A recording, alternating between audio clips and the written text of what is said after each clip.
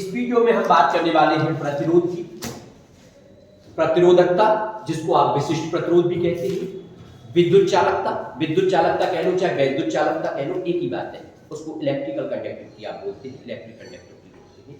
और एक चालकत्व। इन 4 पॉइंटों की बात हम करते हैं।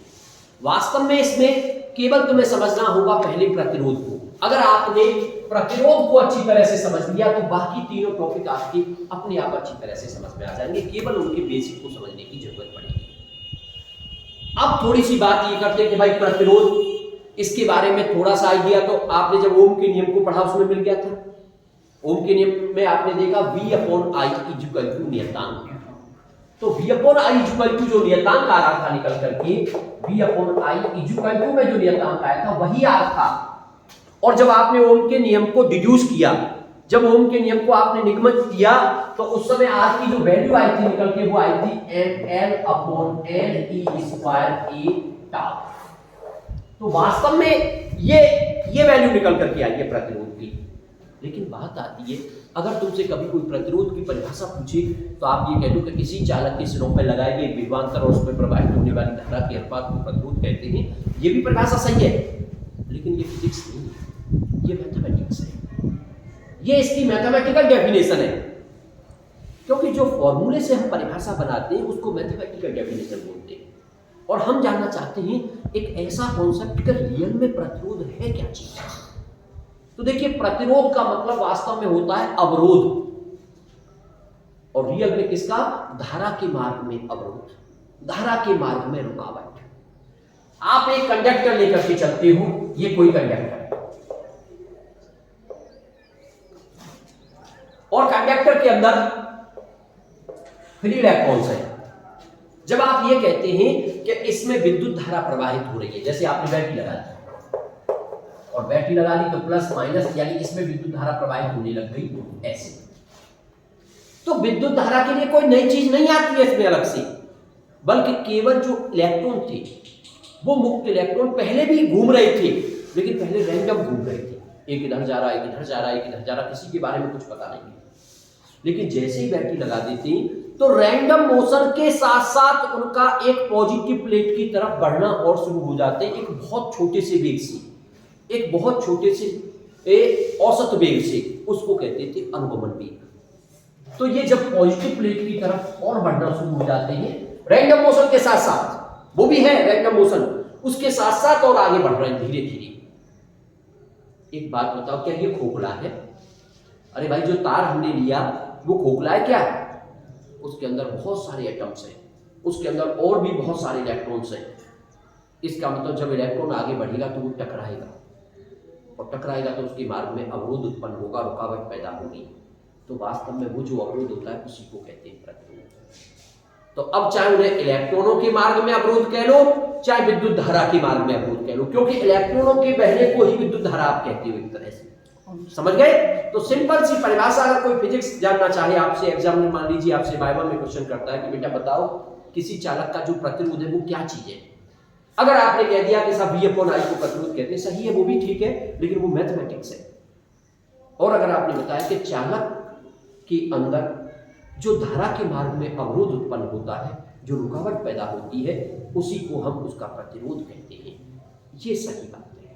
और अगर वो क्लियर करने की बात करें तुमसे, तो धारा, तो इसका मतलब आप ये कह सकते हो चालक के अंदर जो मुक्त इलेक्ट्रॉन चल रहे हैं, मुक्त इलेक्ट्रॉनों के मार्ग में जो अवरोध आ रहा है, अवरोध किसकी वजह से आ रहा है? कॉलिजन्स की वजह से, वो लगातार टकरा रहे हैं। भाई अगर हम कहें कॉज ऑफ रेजिस्टेंस क्या है, तो रेजिस्टेंस का कॉज तो मेन टकराना हुआ ना, क्योंकि वो जैसे अभी आपसे कहा जाए एक सड़क है खाली और आपसे कहा जाए दौड़ो, आप दौड़ रहे हो बड़ी अच्छी तरीके से, लेकिन सड़क पर पूरी भीड़ भरी हुई है, और अब आपसे कहा जाए दौड़ो, तो अब आप उतने अच्छी तरीके से नहीं दौड़ सकते जितना पहले दौड़ रहे थे। इसका मतलब आपके मार्ग में एक अवरोध आ गया, उस अवरोध को ही कहते हैं प्रतिरोध। ठीक है? तो कुल मिलाकर के प्रतिरोध की हमें जो फिजिक्स है वो समझ में आ गई, और मैथमेटिक्स भी समझ में आ गया। क्लियर? अब बात करते हैं कि भाई चलो प्रतिरोध की हमें डेफिनेशन समझ में आ गई है, अब थोड़ी सी बात की जाए कि इसका मात्रक क्या होगा, इसकी विमा क्या होगी, क्योंकि प्रतिरोध की विमा काफी इंपॉर्टेंट है। तो मात्रक की बात करें तो मैथमेटिक्स के हिसाब से V/I आप R कहते हो, तो यहां से अगर मैं मात्रक की बात करूं तो R का मात्रक हो गया बोल प्रति एम्पियर, वोल्ट प्रति एम्पियर। लेकिन ये आपने कहीं भी यूज होते हुए नहीं देखा होगा। इसी को आप और करके कह देते हो ओम, अंग्रेजी में लिखते OHM, ओम। तो रेजिस्टेंस का जो मात्रक हो गया वो हो गया ओम, और इसका जो सिंबल होता है वो होता है ऐसे। जैसे मान लीजिए किसी का प्रतिरोध 10 ओम है, तो आप उसको नॉर्मली ऐसे लिख दोगे 10 ओम, ठीक है। अब बात आती है इसकी विमा की। अब आप इसकी डायमेंशन निकालने की बात करोगे, तो आर की विमा की अगर बात करेंगे हम, आर की विमा, तो विमा के लिए R = V/I। इसका मतलब अब आपको V की विमा चाहिएगी। I की विमा में कोई प्रॉब्लम नहीं है, I तो विद्युत धारा, और विद्युत धारा फंडामेंटल क्वांटिटी है, मूल राशि है, और मूल राशियों की विमा तो आप जानते ही हो भाई, I की विमा होती है 1 एम्पियर के हिसाब से। तो मेन बात आ जाती है कि V की विमा निकालें, और V की विमा के लिए आपको जाना पड़ेगा सेकंड चैप्टर में, जहां पर आपने विद्युत विभव को पढ़ा था, विभवांतर को पढ़ा था। और विभवांतर का या विद्युत विभव का बेसिक फॉर्मूला था V = W/Q, या वहां Q नॉट कहते थे, उससे कोई फर्क नहीं पड़ता है। तो V = W/Q, इसका मतलब अब आप इसका तो W/Q × I। लेकिन Q की बात करें तो Q = होता है IT, तो Q = IT होता है, तो W/ इसकी जगह IT लगाएंगे तो IT × I, तो ये हो गया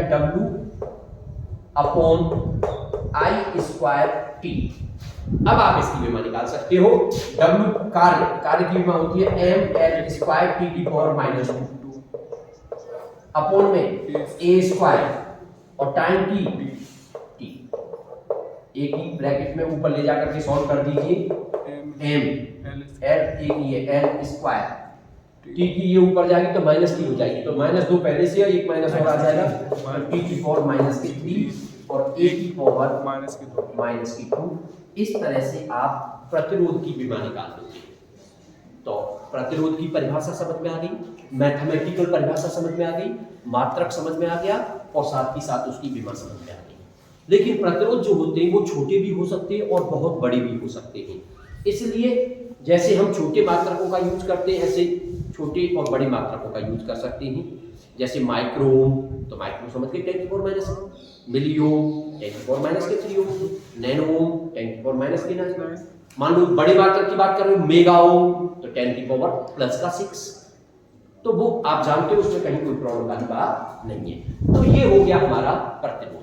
अब बात आती है कि भाई प्रतिरोध को ऐसे कौन कौन से फैक्टर हैं जो इफेक्ट करते हैं, यानी प्रतिरोध को प्रभावित करने वाले कारक। ये पॉइंट बहुत इंपॉर्टेंट है समझने के लिए कि प्रतिरोध को कौन कौन से ऐसे फैक्टर हैं जो प्रभावित कर रहे हैं,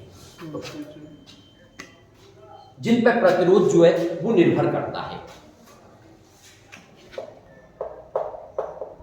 प्रतिरोध को प्रभावित करने वाले कारक,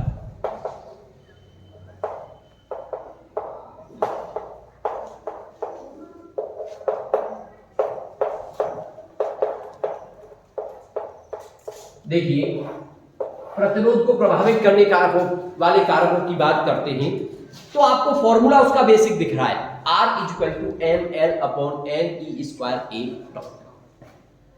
क्या दिख रहा है वहां से? अगर आप वहीं से नॉर्मली देखोगे तो आप कह सकते हो सबसे पहला पॉइंट हो गया चालक की लंबाई, यानी जो तार होता है उसकी लंबाई जो होती है प्रतिरोध उस पर निर्भर करता है। तो चालक की लंबाई पहला पॉइंट,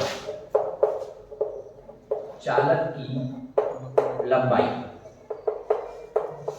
यानी प्रतिरोध चालक की लंबाई पर निर्भर करता है। और साफ दिख रहा है आपको R = L।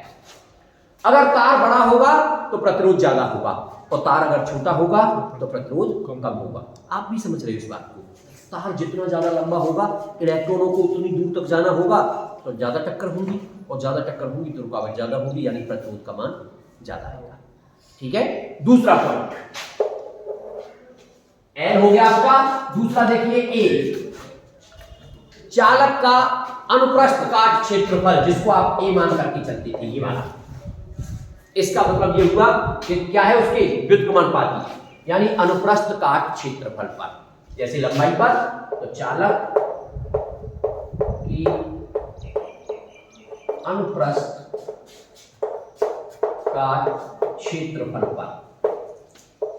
और क्या दिख रहा है, R is proportional to 1/A। इसका मतलब दो चीजों पर निर्भर कर रहा है, चालक की लंबाई पर और चालक की अनुप्रस्थ काट क्षेत्रफल पर, और उसके व्युत्क्रमानुपाती है। इसका मतलब ये होता है अनुप्रस्थ काट क्षेत्रफल। हालांकि तार बहुत पतला होता है, जो घरों में वायरिंग होती है उसको तार आपने देखा होगा, लेकिन जो भी है उसका ये है। बात ये आ जाए कि भाई इस अनुप्रस्थ काट क्षेत्रफल को कैसे निकाला जाएगा। तो देखिए, हमने 11वीं में एक टॉपिक था हमारा जो है प्रैक्टिकल में, स्क्रू पेच, पेच मापी। और पेच मापी की सहायता से हम किसी भी तार की त्रिज्या निकाल सकते थे। तो वास्तव में पहले त्रिज्या नहीं आती थी, पहले व्यास निकल के आता था। जब व्यास आ जाएगा तो आधा कर देते हैं, त्रिज्या हो जाती है। और अगर त्रिज्या आ गई तो ये क्या बन रहा है, एक सर्किल, तो पाई आर स्क्वायर करके उसका एरिया आ जाएगा, उसी को कहते हैं क्रॉस सेक्शनल एरिया। कभी कभी ऐसे न्यूमेरिकल भी आते हैं, वहां ए ना आकर के उसकी जगह पे पाई आर स्क्वायर आ जाता है। सही है ना। तो क्या कह सकते हो भाई कि ए जितना ज्यादा होगा प्रतिरोध उतना कम होगा।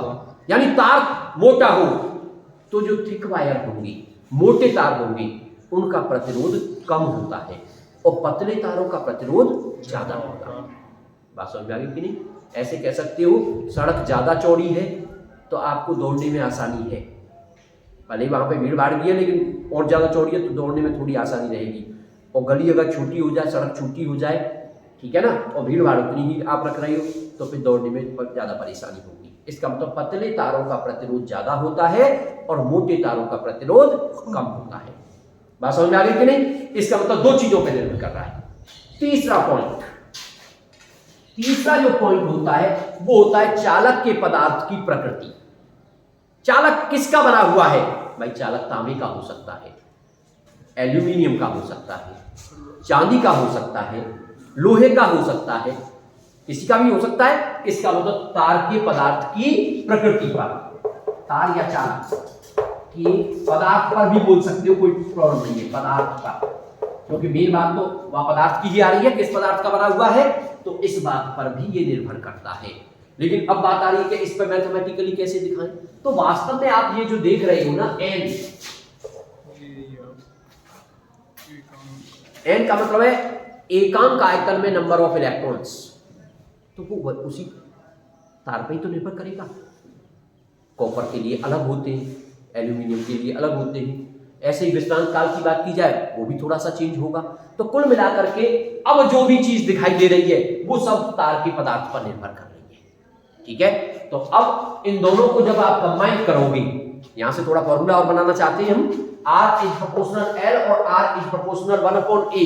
तो यहां से कंबाइन करोगे तो R इज प्रोपोर्शनल हो जाएगा L/A। और जब भी आप प्रोपोर्शनल का साइन हटाते हैं तो एक कांस्टेंट आ जाता है, और यहां पर जो कांस्टेंट लेते हैं उसको लिया जाता है रो, L/A। इस फॉर्मूले में आपने क्या ले लिया, रो। अब रो एक नया कांस्टेंट आ गया। रो एक नया जो कांस्टेंट आया है वो इंडिकेट कर रहा है कि वो किस पर निर्भर कर रहा है, तार के पदार्थ पर। इस फॉर्मूले में तुम्हें दिख रहा है कि हां सा प्रतिरोध तीन चीजों पर निर्भर कर रहा है, और उन तीन चीजों में से L और A को तो आपने पहले बता दिया। तीसरी चीज दिख रही थी रो, और रो किस पर निर्भर कर रहा है, तार के पदार्थ पर। तो अब ये चीज आपको ध्यान रखनी है। और यहां पर रो को कहते हैं विशिष्ट प्रतिरोध या प्रतिरोधकता। इसका मतलब आप जो अगला टॉपिक हमारा आने वाला है कि हम प्रतिरोधकता या विशिष्ट प्रतिरोध किसको कहते हैं, वो हमारे प्रतिरोध के टॉपिक में शामिल हो गया। यानी यहां पर जो एक कांस्टेंट आ गया नया रो, वही क्या है, विशिष्ट प्रतिरोध है, वही प्रतिरोधकता है। यहां तक क्लियर। तो अब इसको लेकर और हमें डीपली थोड़ा सा समझना होगा। ये टॉपिक आपस में जुड़े हुए हैं, इसलिए हमें थोड़ा सा कहीं ना कहीं आपस में लिंक करके इनकी प्रैक्टिस करनी पड़ेगी। तो अब यहां से निकल के आ गया सा R equal to row L/A, और अब यहां पर एक नया कांस्टेंट आ गया रो। अब हमें उस रो के बारे में बात करनी है, यानी हमारा प्रतिरोध वाला काम लगभग खत्म है। हालांकि अभी एक चीज और बची है, चौथे पॉइंट में मैं उसको भी लिख दूंगा, लेकिन उस पर जो डिटेल में वीडियो बनाएंगे वो हम बाद में बनाएंगे, उसको डिटेल में बाद में समझेंगे। और वो होता है ताप पर। वो चौथा पॉइंट क्या है, ताप पर। और ताप पर जो परिवर्तन होगा, चाहे वो प्रतिरोध का हो, चाहे प्रतिरोधकता का हो, चाहे चालकता का हो, या किसी का भी, उसको हम बाद में डिटेल में पढ़ेंगे, क्योंकि वो एक अपने आप में बड़ा टॉपिक है। फिलहाल आप ये कह सकते हो किसी भी चालक का जो प्रतिरोध है वो 4 चीजों पर निर्भर कर रहा है, उसकी लंबाई पर, उसकी अनुप्रस्थ का क्षेत्रफल पर, उसकी पदार्थ की प्रकृति पर, पदार्थ कैसा है उसका, और चौथा पॉइंट ताप पर। ताप पर भी निर्भर करता है। अब ताप बढ़ाने पर बढ़ेगा कि घटेगा वो हम डिस्कस करेंगे बाद में, अगले पॉइंट में, ठीक है। लेकिन अब फिलहाल हमारा यहां एक नया पॉइंट निकल कर के आ गया, रो। और रो को तुम कह रही हो प्रतिरोधकता या विशिष्ट प्रतिरोध। तो अब हम जो बात कर रहे हैं वो रो की बात कर रहे हैं। तो जब आप रो की बात करोगे तो पहले तो रो का फॉर्मूला जहां से आया वहीं से निकालो। तो रो इक्वल टू हो जाएगा RA upon L। Rho equal to हो गया RA अपॉन L। आप इसकी अगर मैथमेटिकल डेफिनेशन देना चाहते हो रो की, तो मैथमेटिकल डेफिनेशन देने के लिए आपने मान लिया let L equal to 1 metre, A equal to 1 metre square, तो रो इक्वल टू हो गया R। यानी आप कह सकते हो किसी भी चालक का की प्रतिरोधकता उसके प्रतिरोध के बराबर होती है, लेकिन कब? जब उस तार की लंबाई 1 मीटर है और उसका अनुप्रस्थ का क्षेत्रफल भी 1 मीटर स्क्वायर है। या फिर आप ऐसे कह सकते हो एकांक लंबाई तथा एकांक अनुप्रस्थ का क्षेत्रफल के प्रतिरोध को ही उसकी प्रतिरोधकता कहते हैं। लेकिन ये मैथमेटिक्स हुआ, ये फिजिक्स नहीं है। फिजिक्स क्या है? फिजिक्स ये है कि ये जो किसी तार का प्रतिरोध जो होता है ना, वो जिन कारकों पर निर्भर कर रहा है उनमें से एक कारक होता है कि वो उस पदार्थ की प्रकृति पर निर्भर करता है। किस पर निर्भर करता है? पदार्थ की प्रकृति पर। और प्रकृति पर निर्भर कराने वाला जो फैक्टर होता है उसी को प्रतिरोधकता बोलते हैं। इसका मतलब प्रतिरोधकता जो है रो, ये कभी भी किसी चीज पर डिपेंड नहीं करेगी। एल पर डिपेंड नहीं करेगी, ए पर डिपेंड नहीं करेगी, आर पर डिपेंड नहीं करेगी। इनसे इसका कोई लेना देना नहीं है। इसकी वैल्यू निकाली जा सकती है यहां से, लेकिन इन पर निर्भर नहीं करती है। ये तो केवल पदार्थ की प्रकृति पर निर्भर कर रही है। मैं आपको एक चीज बता देता हूं, कई बार ऐसा क्वेश्चन आया है एग्जाम में कि बच्चों को कंफ्यूज किया जाता है। मैं आपको बताता हूं ये क्वेश्चन लेकर के। जैसे एक एग्जांपल से यही समझ लेते हैं। अभी एक एग्जांपल ले लिया कि एक तार है, उसकी लंबाई को दोगुना कर दिया है और उसके क्षेत्रफल को आधा कर दिया है। लंबाई को दोगुना और क्षेत्रफल को आधा। अब दो चीज पूछता है उसमें।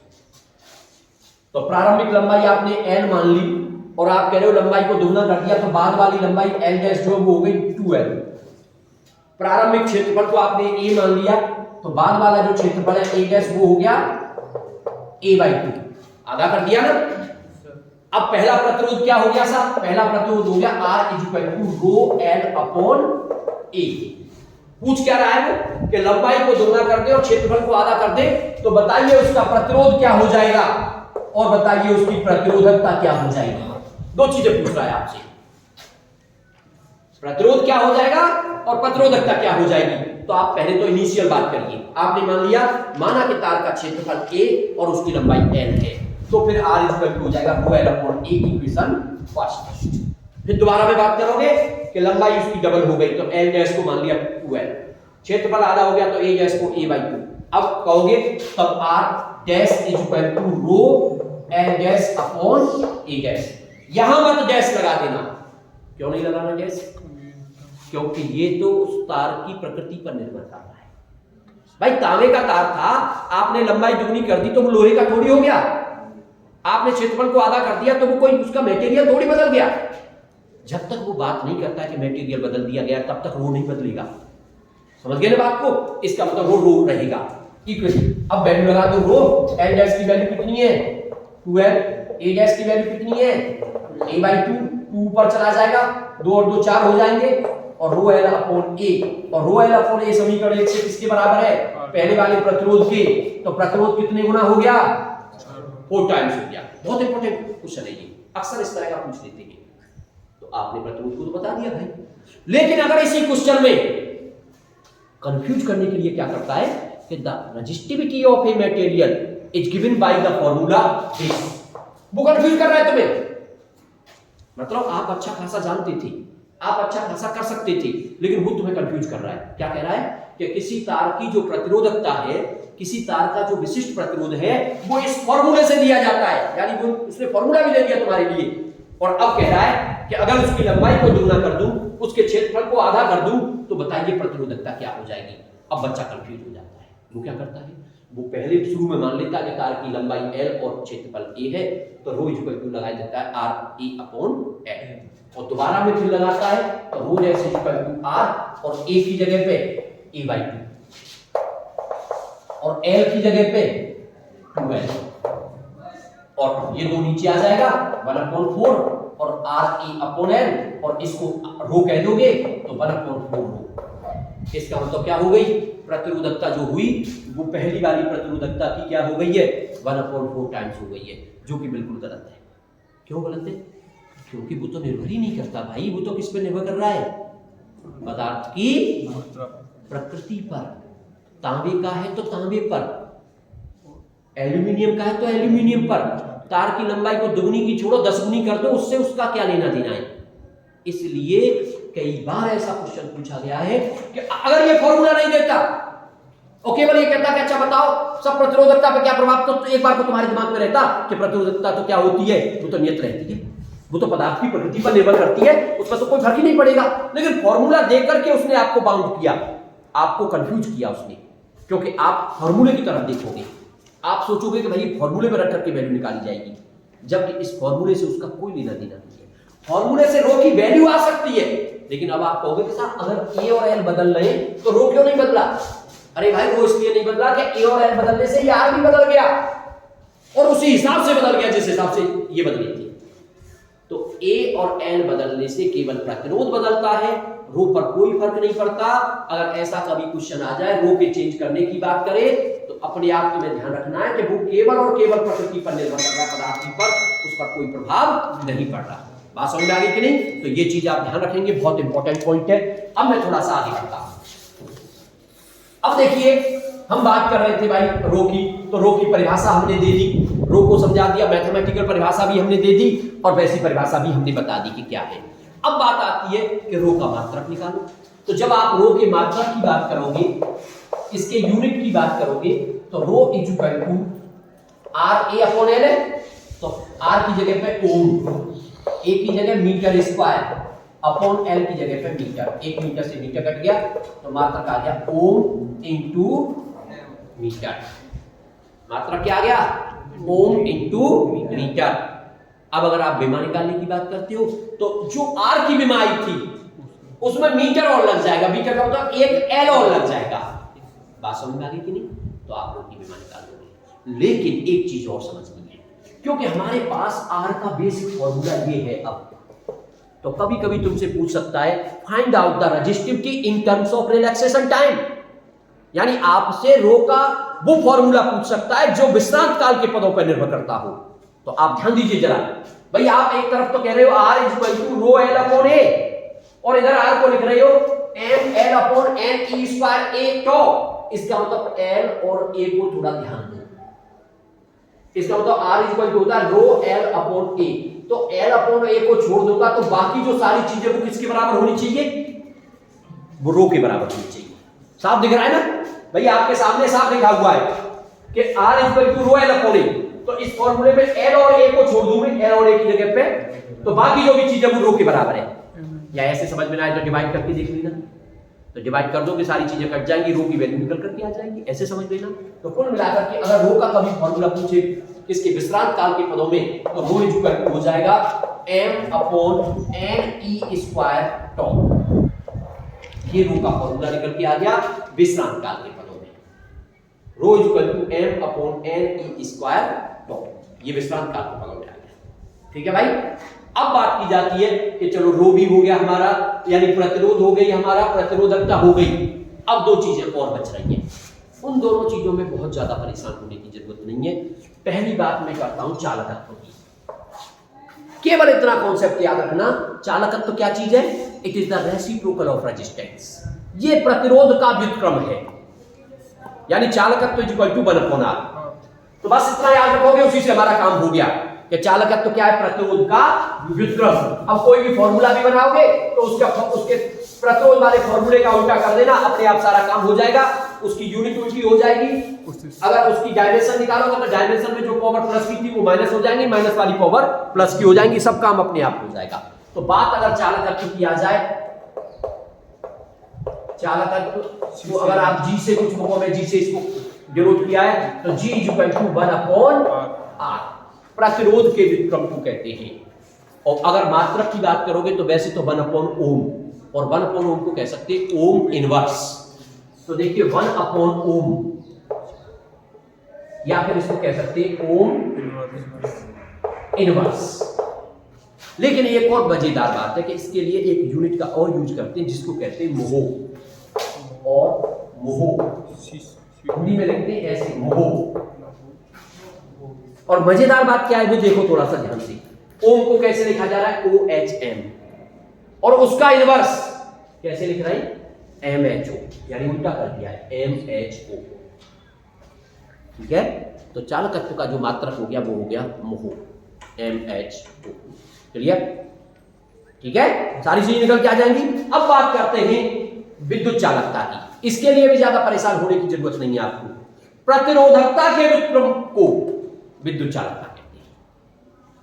तो विद्युत चालकता की परिभाषा अगर आपको देनी है तो केवल आपको क्या करना है, प्रतिरोधकता का व्युत्क्रम करना है, विद्युत चालकता। तो विद्युत चालकता को सिग्मा से डिनोट करते हैं, तो सिग्मा इक्वल टू हो गया 1/ρ। बस परिभाषा हो गई। अब जो भी चीज निकालना चाहोगे अपने आप निकल के आ जाएगी।